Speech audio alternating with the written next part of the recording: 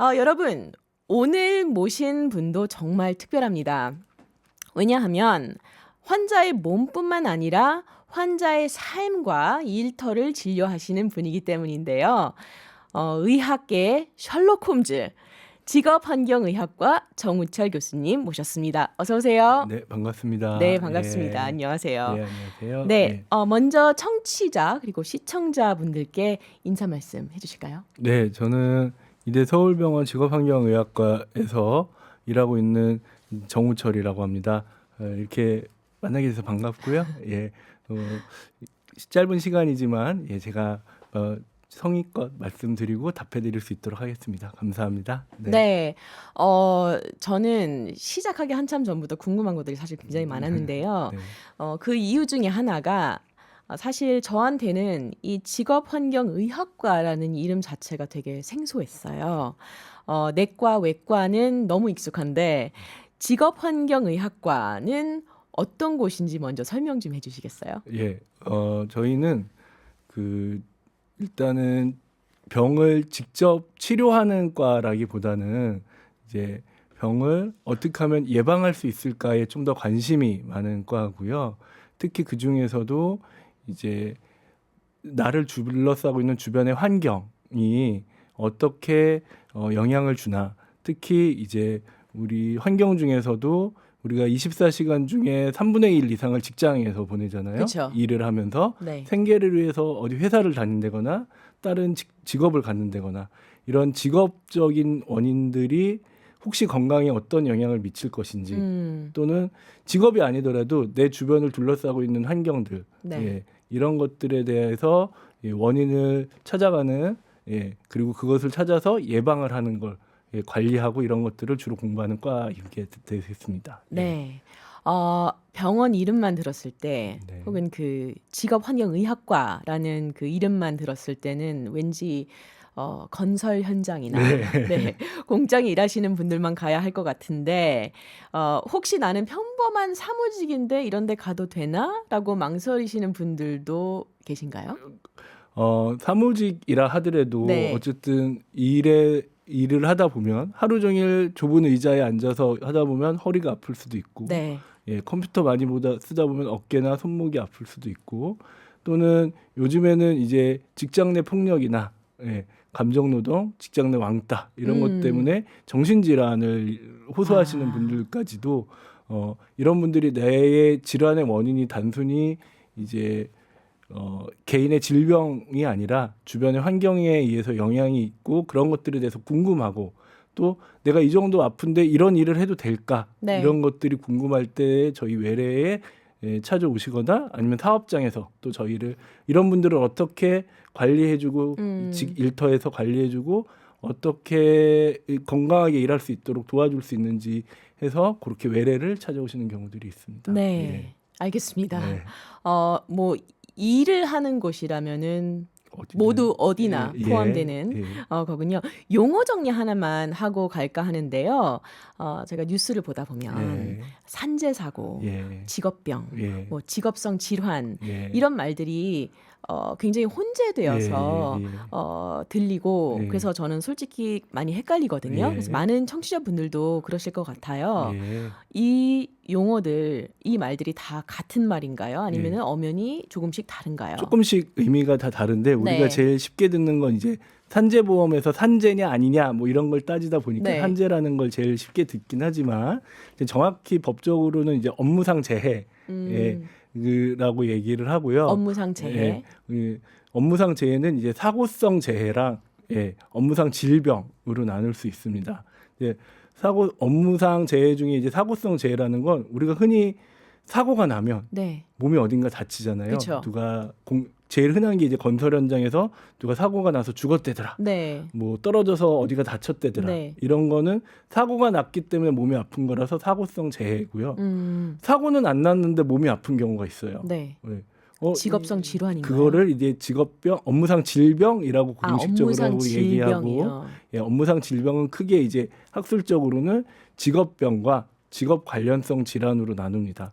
그래서 직업병이라는 건 우리 흔히 아는 직업병, 예를 들어 소음성 난청, 네. 먼지 때문에 생기는 진폐증, 예, 이런 것들은 직업병이라고 얘기를 하고 즉 이런 것들은 뭐냐면 일하는 일터에서 특별한 유해 요인이 딱 있어서 그 유해 요인을 막으면 사실은 이런 직업병은 잘 안 생겨요. 그래서 아까 예방이라고 예, 말씀하셨군요. 소음성 난청은 소음을 예방하면은 소음 네. 노출을 줄이면 소음성 난청이 안 생기거든요.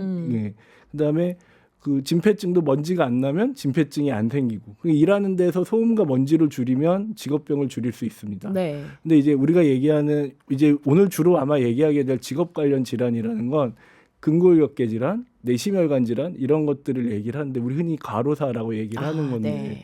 이런 것들은 이게 진짜 일 때문만 아픈 건가? 그렇죠. 예, 그 예. 기준이 굉장히 예. 모호하잖아요. 그리고 나이가 먹어서도 아플 수도 있고, 그렇죠. 그렇죠. 그리고 스트레스라는 게 꼭 일 때문에만 스트레스가 있는 것도 아닌데 과연 이걸 어디까지가 일인, 어디까지가 업무 관련성이 있느냐? 근데 그렇죠. 그렇다고 또 아예 업무 관련성이 없는 것도 아니에요. 그렇죠? 직장에 다니고 일을 하는 사람이라면 누구나 다 있을 수 있는 일. 네. 예, 그런 것들이 이제 직업 관련 질환이라고 하는데 사실은 이런 것들을 예방하려면 확실한 방법은 일을 그만두면 확실하게 안 할 수 있죠. 근데 또 일이라는 게 생계랑 그렇죠. 관련돼 있기 때문에 그래서 이게 또 일을 안 할 수는 없잖아요. 그래서 사실은 직업 관련 질환이 현대 와서는 더 많이 분포를 하고 있고 네. 더 개념도 좀 더 복잡하고 그래서 관리하기도 쉽지가 않고 예방도 어려운 그런 것들이 되겠습니다. 예. 알겠습니다.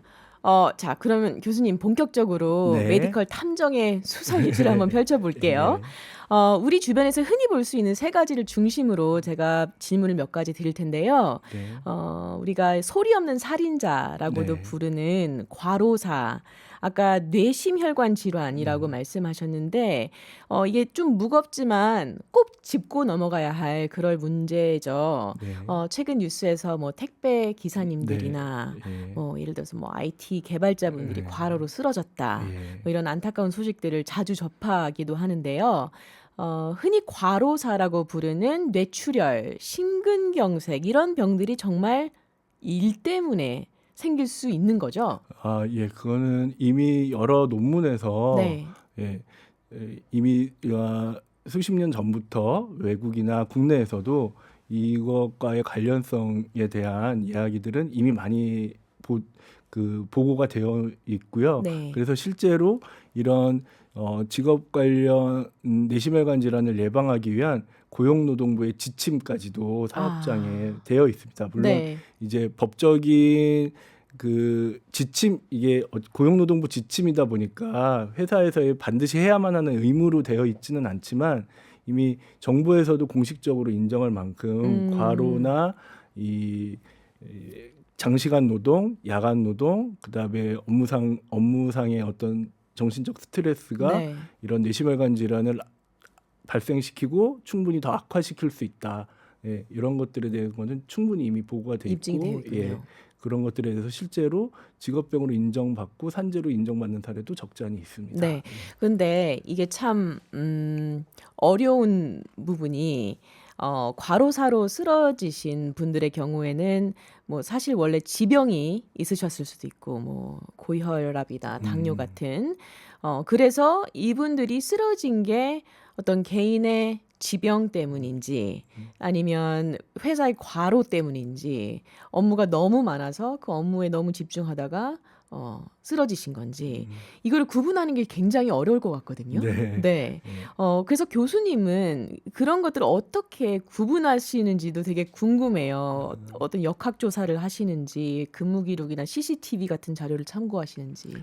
일단 두 가지 관점으로 볼 수 있을 것 같은데요. 네. 이제 학술적으로나 과학적으로 봤을 땐 저희가 이것의 원인을 찾기 위해서 이제 대규모 역학 조사를 한다든지 이런 것들을 해서 이런 원인 그래서 이제 일반적인 그 개념들을 공통의 개념들을 도출을 합니다. 네. 그래서 뭐 실제로 많은 역학 조사나 논문들이 연구가 되거나 이제 관찰 연구나 이런 것들 통해서 실제로 되고 있고 그게 실제로 데이터로도 많이 나오고 있어요. 그래서 그런 거 갖고 얘기를 하는데 이거는 이제 집단 수준에서 학술적인 원인으로 이렇게 얘기를 하는 거고 네. 이제 개별로 가서 개인의 보상과 관련된 문제, 예를 들어서 이게 산재에서 이게 직업병으로 인정되느냐 안 그쵸. 되느냐 문제는 조금 더 다른 차원의 접근을 합니다. 예. 어떻게 이게 접근하시죠? 요거는 뭐냐면 그러니까 쉽게 얘기해서 이게 보상이라는 건 사실은 과학적인 원인만 중요한 게 아니라 음. 이 산재보험이라는 제도 자체가 사회적 안전망을 그쵸. 보장해주기 위한 제도이기도 하거든요. 네. 그래서 사실은 저희가 생각할 땐 모든 뇌심혈관 질환의 업무랑 관련이 아예 없는 것들은 없어요. 근데 네. 어느 정도 업무 어느 정도 과로를 했을 때 이거를 사회적으로도 이거를 좀 보장을 해줘야 되느냐, 네. 이거는 사회적 합의에 가깝습니다. 아, 이게 사회적인 보상이기 때문에 그렇죠. 누구는 보상해주고 누구는 해주지 그렇죠. 않느냐. 예, 네. 이거가 이 사회적으로 이제 사회적인 부가 이 정도 노동자들까지는 해줘야 된다라는 네. 개념도 있고, 사실은 노동자들의 권리가 좀 더 확대되면은 그게 좀 더 보상 범위가 넓어지기도 하고요. 그리고 최근엔 관심도 점점 관심도 많아지고 있죠. 예. 그래서 최근에 이제 근로복지공단에서 산재 요양 인정 기준을 보면 이제 노동법상의 이제 장시간 노동이라고 하는 주당 52시간을 네. 근거로 해서 52시간. 예, 네. 그래서 주당 52시간 이상 근무하면 일단 과로로 인정을 하는데, 그것도 이제 뭐 쓰러지시기 전에 뭐 급성으로 있었는지, 아니면 뭐 6개월 내에, 아니면 뭐 한 달 내에, 뭐 일주일 이내에 네. 뭐 이런 뭐 급성 스트레스 사건이 있었다든지 이런 것들 개인에 대한 것들을 다 조사를 해서 그걸 갖고 이제 근로복지공단의 업무상 질병판정위원회라는 곳에서 그걸 산재보상 여부를 결정을 합니다. 네. 와, 이게 예. 굉장히 시간이 오래 걸리는 작업일 것 같아요. 예, 그래서 이제 최근에 이제 고용노동부나 이제 정부에서도 이 기간을 단축하기 위한 이 TF도 만들고, 예, 올해 이제 워낙에 이제 그 지금의 정부가 안전보건 노동자들 안전보건에 관심이 많잖아요. 그쵸. 그래서 많이 노력은 하고 있는데 여전히 뭐 그 수요자들의 그거를 다 채우진 못하고 있습니다. 그래서 어쨌든 많이 예전보다 많이 신청 건수도 늘기도 했고, 네. 예, 많이 진행이 되고 있는데 여전히 좀 부족한 부분이 있습니다. 그럼 궁금해지는 게 많이 걸리면 얼마나 많이 오래 걸리는 거고, 단축을 시킨다는 것은 어디까지 이제 단축을 시키는 목표는 건지. 아마 그 신청한, 제가 정확하게 지금 그거는 알지 못하는데 네. 최소한 이제 될 수 있으면 6개월 이내에 좀 판정 결과를 주고 아. 싶어 하시는데, 네. 이제 길어지면 이게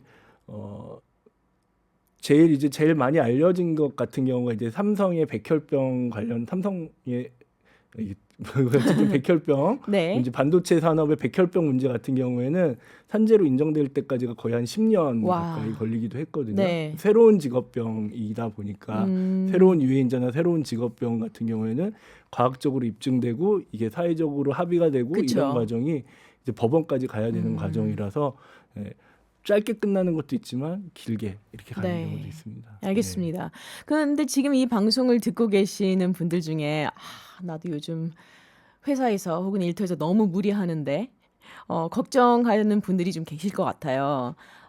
뇌나 심장이 망가지기 전에 우리 몸이 보내는 어떤 위험 신호 같은 게 있을까요? 일단 제일 본인 몸에 대해서는 본인이 제일 느낌이 딱 그쵸. 오세요. 네. 쉬어야 되겠다라고 네. 싶을 때 쉬는 게 가장 중요합니다. 근데 많은 분들이 쉬지 그게 않는 게 문제죠. 네. 예. 그래서 그런 환경을 만들어 줘야 되는데, 일단은 평소에 이제 요즘에 온 국가에서 보건 사업 할 때 항상 하는 것 중에 하나가 혈압과 당뇨를 열심히들 체크를 해주시거든요. 네. 예.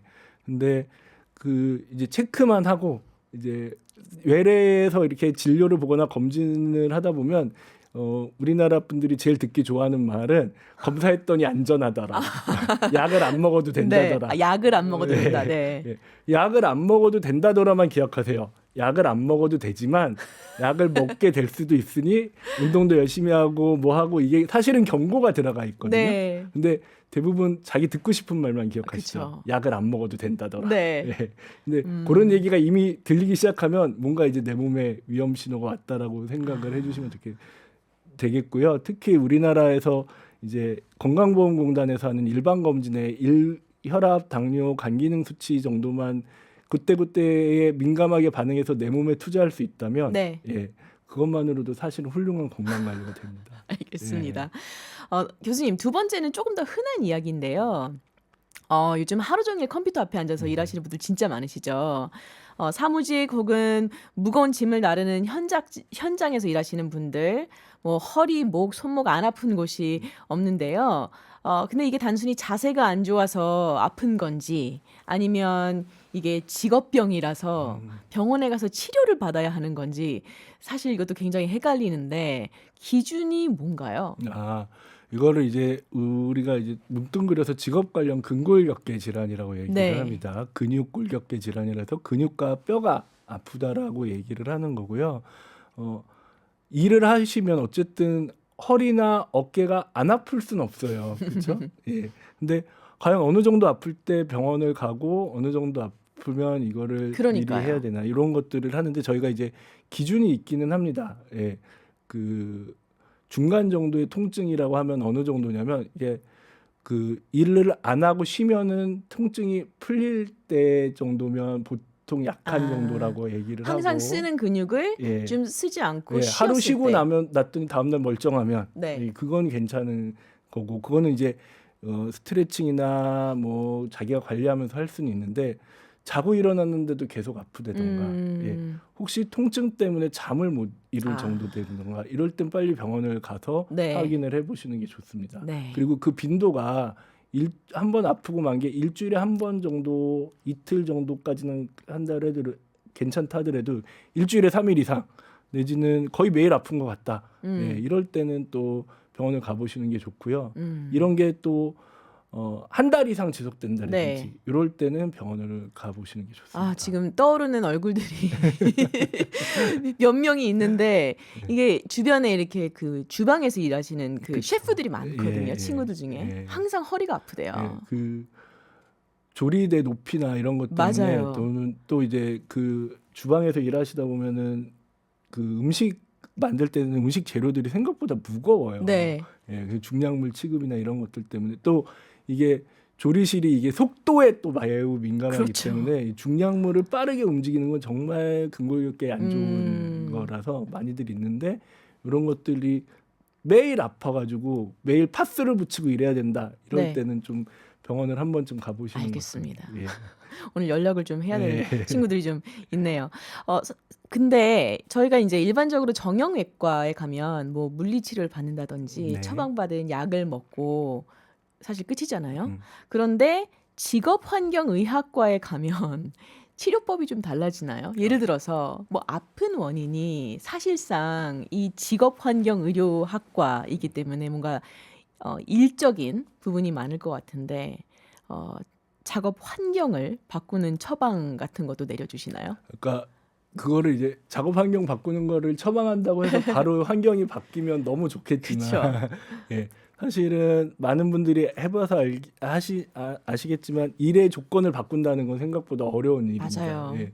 때로는 회사의 매출하고도 관련이 있을 수 있고, 그럼요. 예, 때로는 내가 바꾸고 싶어도 이제 다른 사람과 다 묶여 있다 보니 쉽지는 않고요. 네. 그래서 이제 개인 수준 차원에서 할 수 있는 것들은 저희가 항상 안내를 해드려요. 예를 들어 아까 소음성 난청이나 이런 것들은 기마개나 진폐증 같은 경우에는 이제 어쨌든 최소한 개인 보호구 착용이라도 잘 하게 되면 그나마 좀 노출을 막을 수 있으니까 네.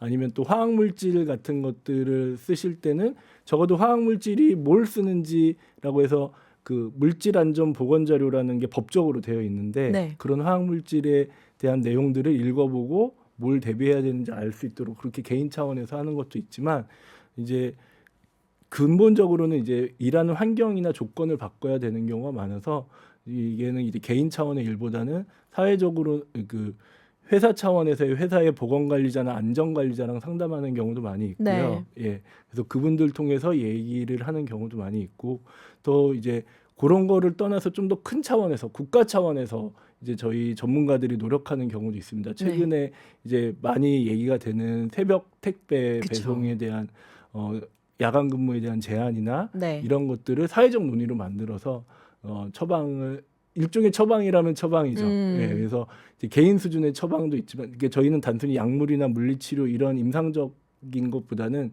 정책이나 제도 또는 네. 환경을 바꾸는 거에 좀 더 관심이 많아서요. 그런 것들을 주로 하기 때문에 때로는 이게 바로 눈에 보이지 효과가 보이지 않을 수도 있는데 예, 좀 더 큰 거를 바꾸는 거에 처방을 좀 더 중심으로 두고 있습니다. 예, 예. 알겠습니다. 교수님, 마음의 병도 산재가 될 수 있나요? 예, 이것도 요즘에 많이 늘어나 있고요. 실제로 근로복지공단의 산재 업무상 질병 판정위에 올라오는 질환 중에 정신과 질환도 적지 많이 있습니다. 네. 특히 요즘에 이제 직장 내 폭력이나 왕따 문제, 따돌림 문제로 인한 불안이나 우울 같은 것들로 많이 올라오고 있고, 그다음에 흔히 제일 잘 알려져 있는 건 이제 사고나 이런 것들이 있을 때, 큰 네. 사고가 있을 때 우리 사고 주변에 있었던 분들이 이제 우리 흔히 얘기하는 외상후 스트레스 장애, 트라우마. 트라우마로 네. 인한 그런 것들도 요즘에 많이 올라오고 있고요. 그다음에 아까도 얘기한 것처럼 불안이나 우울, 또 특히 요즘에 이제 그 서비스업 감정 노동이라고 해서 뭐 콜센터에서 일하시는 분들부터 판매직 그쵸. 종사자들 이런 분들까지도 이제 그런 걸로 이제 실제로 직업병 산재 신청을 하시는 경우도 많이 있고 실제로도 영향을 많이 받습니다. 예. 감정 노동이나 어떤 직장 내 괴롭힘 자체도 굉장히 힘든데 그걸 겪는 사람 입장에서는 그리고 우울증이 심각한 사회 문제라는 걸 다들 알고 계시잖아요. 그런데 환자분들 입장에서는 막상 이걸 업무상 질병, 산재로 인정받으려고 하니 참 막막하다. 이런 말씀을 많이 하시거든요. 뭐 몸이 다쳤을 때, 뭐 상처가 났을 때는 눈에 잘 보이지만 마음의 병은 눈에 보이지 않잖아요. 네. 그래서 이런 인과관계, 스트레스와 업무 사이의 인과관계를 어떻게 입증하는지도 굉장히 궁금합니다. 최근에 이제 그 불안이나 우울 같은 걸로 이제 업무상 질병을 내시는 경우에는 대부분은 이제 그 근로복지공단까지 오시는 경우, 그 산재를 신청하시는 경우에는 대부분 회사 내에서 일단 사고들이 있었다거나 네. 이걸로 이미 문제가 되신 경우들이 많이들 있어요. 그래서 이제 지방노동위원회나 이런 데서 이제 그 사고 조사한 것들을 저희가 확인을 하기도 하고요. 예. 그다음에 정신건강의학과에서 상담한 내용들을 저희가 면밀히 검토를 해서 네. 그거를 자료를 내시면 그거 갖고 판정을 하기도 합니다. 음. 일단은 그런 질환이 의심될 때는 정신건강의학과의 그 진단과 진료를 정확하게 받는 게 일단 중요하겠고요. 그다음에 혹시나도 이런 것들 때문에 업무상 그 질병을 인정받기 위해서 산재를 신청하시거나 이럴 때는 주변에 노무사나 이런 분들의 도움을 좀 받아서 네. 증거 자료라고 할 수 있는 것들을 좀 확보해 놓는 것도 중요할 수도 있습니다. 예. 사실 이런 절차들이 복잡하고 네. 안 그래도 힘든데 좀 회피를 하는 분들도 계실 것 같아요. 많이 있으시죠. 그쵸. 예, 예. 네. 그래서 쉽지 않고요, 사실은. 그래서 사실은 이게 산재까지 신청하시려고 오신 분들은 네. 이미 이제 마음의 상처가 많이 크시거나 그래서 굉장히 억울하다. 억울해 하셔서 오시는 경우도 적지 않이 있습니다. 네. 물론 다 그런 경우는 아니겠지만 그래서 어쨌든 더군다나 이 사회가 점점 더 이 경쟁이 치열해지고 각박해지다 맞아요. 보니까 예전 같으면 그냥 이제 좋은 게 좋은 거다라고 넘어갈 그 관계 간의 갈등도 이제는 요즘에 이제 그렇게만 볼 수가 없는 상황들도 많아서 그쵸. 사실은 점점 더 그 비율이 증가하고 있습니다. 네. 여러분은 지금 모두의 열린 진료실 K닥터스를 듣고 계신데요. 저희 잠시 쉬었다가 2부에 이어갈게요.